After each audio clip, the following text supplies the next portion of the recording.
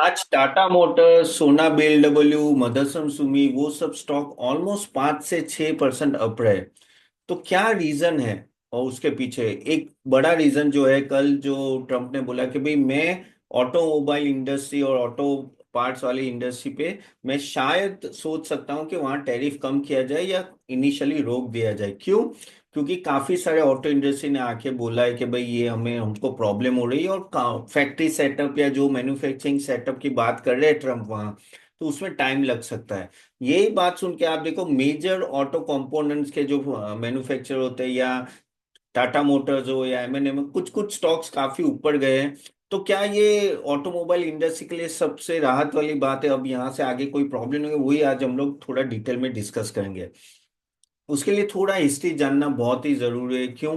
क्योंकि अगर आप देखो तो देखो, तीन पार्ट पे हम लोग समझना है कि एक है कि यूएस से जो इंपोर्ट हो रहा है, यानी कंट्रीज जो एक्सपोर्ट करे, उसमें से मैक्सिमम पार्ट अगर हम लोग ऑटोमोबाइल्स में देखें तो जापान है, इंडिया का बहुत छोटा शहर है, जापान है। और जो ऑटो कंपोनेंट्स मेजर जहां से कंट्री से जाते हैं वो है मैक्सिको। इंडिया भी काफी हद तक अपने मैन्युफैक्चरिंग प्लांट मेक्सिको में कर रहे हैं और वहां से वो ट्रांसफर कर रहे हैं। उसका पीछे भी एक रीजन है, लॉजिकल रीजन।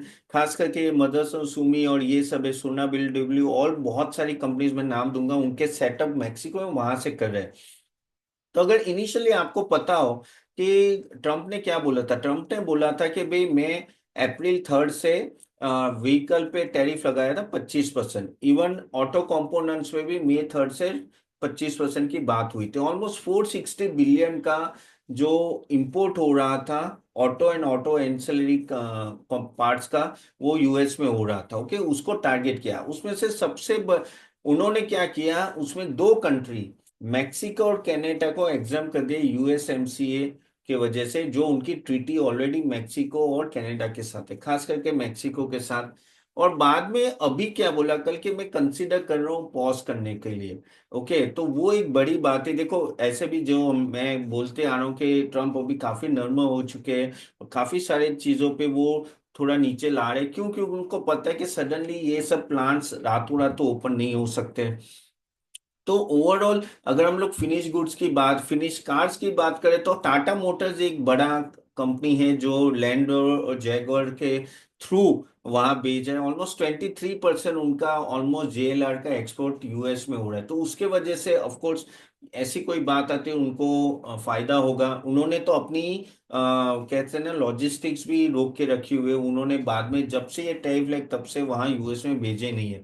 रॉयल इनफील्ड भी उनका 8% शेयर है, ओके, यूएस मार्केट में। तो वहां भी उनको एक थोड़ा इम्पैक्ट आएगा, लेकिन लो आएगा, इतना ज्यादा नहीं। अगर हम लोग बात करें कि ऑटो पार्ट्स में कौन सी कंपनीज है, तो बहुत सारी है। और अगर देखें ना तो यूएस इंडिया के लिए सबसे मेजर एक्सपोर्ट डेस्टिनेशन है। अपने ऑटो एंसिलरी की इंडस्ट्री की बात करें तो almost you can say 6.8 billion, 28% of total auto parts export is happening in US. तो ये बड़ा है। हाँ, और ये देखो, ये सब मैं क्यों डिस्कस करूं कि आपको पता चले इम्पैक्ट। ऑफ कोर्स गाइस, अगर आपको थोड़ा डिटेल में जाना है तो कल 8 बजे, बुधवार को 8 बजे शाम को हम लोग पूरा डिटेल में डिस्कस करने वाले कैसे कैसे टैरिफ का इम्पैक्ट है। क्योंकि ये छोटे 10-15 मिनट में मैं डिस्कस नहीं कर सकता, तो जरूर अटेंड कीजिएगा। लिंक मैंने कॉमेंट बॉक्स में डाल दिया। और हमारे जो मेंबर्स है, प्रॉफिट बिल्डर के मेंबर्स है, प्लीज हमारे कुछ मेल्स आए, प्लीज चेक लीजिए, और कुछ रिकमेंडेशन है उसको ध्यान से देख लेना। तो अगर हम लोग बात करें तो ये वापिस आते हैं ऑटो कंपोनेंट्स पे, तो यूएस टैरिफ डायरेक्टली इनको रेवेन्यू और उसमें हिट हो रहा है, करेक्ट? तो अब क्योंकि 6.8 बिलियन छोटा शेयर नहीं है। तो ओवरऑल अगर हम लोग देखें तो यहाँ से यूएस का जहां से रेवेन्यू आता है वहां से ऑलमोस्ट 4% होता है ऑटो एंसिलरी इंडस्ट्री के लिए। अगेन, ये जो 25% टैरिफ की जो बात हुई, तो उनसे 1 से 1.5% का उनको डायरेक्टली इम्पैक्ट होता है। और नेट रेवेन्यू ऑलमोस्ट 3.5% का टर्नओवर को डायरेक्ट इम्पैक्ट होता है। इसलिए ये जब न्यूज है, इसलिए आपने देखा स्टॉक सब बहुत ही भागे। उसमें से अगर मेजर शेयर अगर आप लोग बोले तो मदरसन सुमी है, सोना बीएलडब्ल्यू है, Bharat forge, Uno Minda, endurance technology, Ramkrishna forging, Rane group, इन सब का एक्सपोर्ट है। उसमें से सबसे ज्यादा, जैसे मैं बोला, मदरसन सुमी और सोना बीएलडब्ल्यू का है। लेकिन मदरसन सुमी और उन्होंने क्या किया कि अपने प्लांट मैक्सिको में लगाए हैं। तो उसके वजह से उनको थोड़ा बेनिफिट वहां से मिल रहा है। अभी एक बात करते हैं, आगे जाने से पहले जापान की बात करें, क्योंकि जापान की अगर आप देखो तो बहुत बड़ी रैली हुई थी, ऑलमोस्ट 5 से 6% से सभी स्टॉक्स भागे थे ऑटोमोबाइल्स। क्यों?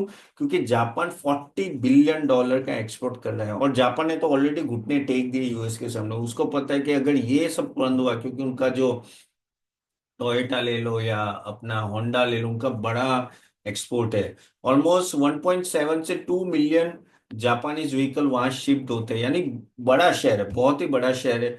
और इसलिए वो सबसे यूएस उनके लिए सबसे लार्जेस्ट एक्सपोर्ट शहर है।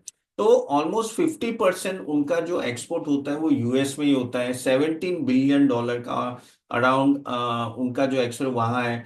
और मार्केट में अगर आप देखो तो इसलिए कोई भी इम्पैक्ट यहाँ आता है तो उनको फायदा होगा। और ट्रीटी चल रही है, नेगोशिएशन चल रहे हैं। और देखो यूएस को भी पता है कि सडनली हम लोग क्या एक साथ कर नहीं सकते, तो वो धीरे धीरे नर्म हो रहे हैं। धीरे धीरे जैसे जैसे न्यूज आ रहे हैं, इनको फायदा वैसे वैसे ऑटो कंपोनेंट्स के स्टॉक्स भी ऊपर जा रहे हैं। अभी एक चीज आपको सोच रहे होंगे कि यार मैक्सिको में जाके लोग क्यों फैक्ट्रियां सेट करें ऑटो पार्ट्स की, ये समझना बहुत ही जरूरी है। क्योंकि एक तो है ना, वहां से टैरिफ फ्री एक्सेस मिलता है यूएस का, क्योंकि यूएसएमसीए वो जो ट्रीटी के बदौलत मैक्सिको से जो भी जाएगा वो 0% टैरिफ लगेगा। एक तो लो लो लेबर कॉस्ट है, अगर आप यूएस में ही प्लांट सेटअप करें तो आपका लेबर कॉस्ट बहुत ही हाई होगा। Plus just in time delivery होता है, क्योंकि दोनों पास पास है, तो जब भी चाहिए तभी वो डिलीवरी कर सकते हैं। और बेटर मार्केट एक्सेस है, ग्लोबल गेटवे। और मेक्सिको का क्या है कि एफटीए है यूएस, यानी उनके एग्रीमेंट है यूएस के साथ है, ईयू के साथ है, जापान के साथ है। इसलिए लोग क्या करते हैं कि ये सब टैरिफ और चालू हुआ ना, तब से लोग मैक्सिको, ये सब कंट्री मैक्सिको में जाके सेटअप करती है, फिर वहां से वो यूएस में भेजते हैं। तो ये कोरिलेशन है। कौन सी कंपनियां मैक्सिको में है? तो मदरसन ने बहुत सारे मल्टीपल लोकेशन में अपनी फैक्ट्री सेटअप की है। Uno Minda, Sona comstar, Rane group, Ramkrishna, RSB transmission, JK tyre, ये सब के सेटअप ऑलरेडी मैक्सिको में। इसलिए मैक्सिको का ट्रीटी बहुत ही ध्यान से देखना पड़ता है जब यूएस और मैक्स, क्योंकि उससे डायरेक्टली ऑटो मैन्युफैक्चरिंग को इम्पेक्ट होता है। तो अभी यहां से क्या लग रहा है कि देखो, यूएस का क्योंकि ये ट्रीटी है वो 2026 में वो रिव्यू करने वाले हैं, लेकिन उन्होंने नॉर्मल यूएस टैरिफ, जो नॉन यूएस एमसीए है, वहाँ 2.5% पैसेंजर व्हीकल, 25% लाइट ट्रक्स में और 0 to 5% पार्ट्स में वो ऑलरेडी लगाना चालू किया। तो आगे जाके हमें देखना पड़ेगा कि किस तरह से टैरिफ के चेंजेस होंगे, किस तरह से ट्रम्प नर्म पड़ेंगे, और किस तरह से मैक्सिको भी ट्रीट किया जाएगा। अगर ये सब सही रहा, अगर यहाँ सब से थोड़ा डील हुआ, तो ये सब को एक रिलीफ रैली मिलेगी, और कुछ नहीं, लेकिन रिलीफ रैली मिलेगी। और अगेन, यूएस को मैक्सिको पे क्यों इतना ध्यान रखें? क्योंकि 46% जो मार्केट शेयर ऑटो इंपोर्ट्स का आता है वो मैक्सिको से आता है। इसलिए वो ट्रीटी का बहुत बड़ा महत्व है। तो आगे जाके देखेंगे क्या होगा क्या नहीं होगा, लेकिन एक चीज तो तय है कि यहाँ टैरिफ जो पॉज है, अभी वो बोल रहे हैं, देखो ये लागू नहीं हुआ, लेकिन क्या है कि मार्केट पहले से डिस्काउंट कर लेते हैं, और मार्केट को पता है कि भाई जिस तरह से बाकी सब में भी अभी वो रिलीफ दे रहे हैं, और जिस तरह से इलेक्ट्रॉनिक्स स्मार्टफोन्स हैं यहाँ उन सब में, तो शायद आगे चांसेस है कि ऑटो पार्ट्स और ऑटोमोबाइल्स में भी रिलीफ देंगे। क्योंकि अगर नहीं देंगे तो इंडस्ट्री कोलैप्स होगी। अगर जैसे देखो कि टाटा मोटर्स है, ऑलरेडी उन्होंने अपने जो भी भेजना चाहते थे वो एक्सपोर्ट उन्होंने रोक दिया है। वैसे जापान भी करेगा, हर जगह हर कंट्री करेगा, तो वो यूएस चाहेगा नहीं, तो उसलिए वो रिलीफ देने वाले हैं। और आपको क्या लगता है? आप बोलोगे कि यार तपन इस लेवल पे हमें स्टॉक्स बाय करने चाहिए?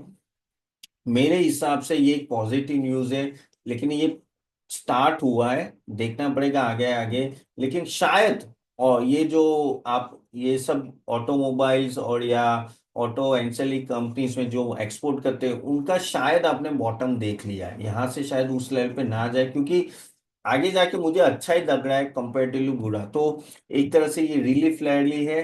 अगर यहाँ से वापस ये कंपनी नीचे, आई थिंक लेना चाहिए, क्योंकि ये सर्वाइवल सबको करना है। और मुझे नहीं लगता कि ट्रम्प इतने भी स्ट्रिक्ट होंगे कि उनकी इंडस्ट्री को भी डायरेक्ट इम्पैक्ट पड़े। क्योंकि ये सब कुछ को रिलेटेड है। और वो कहते हैं ना कि गरज तो बहुत रहे, बरसेंगे कितने वो टाइम ही बताएगा, लेकिन this are the things you have to keep in mind. Of course आप क्वार्टरली रिजल्ट देख सकते हो कि भाई यहाँ से क्वार्टरली रिजल्ट क्या आएगा, उसके बेस पे आप डिसीजन ले सकते हो, लेकिन things are much much better compare to earlier. And maybe bad times यानी और यहाँ से decline for all this companies में बी ओवर। तो चलिए यहाँ तक रखते हैं। होप आपको ये सेशन अच्छा लगा, do like it and share it. आपके क्वेश्चन कमेंट बॉक्स में जरूर डालिए, give answer to each and every question. जैसे मैंने बोला, कल शाम को हम लोग 8 बजे मिल रहे हैं, जरूर अटेंड कीजिए। It will be a much more, कहते हैं, thoughtful understanding about how to go from here. Okay, चलिए, thank you very much, see you then, bye bye.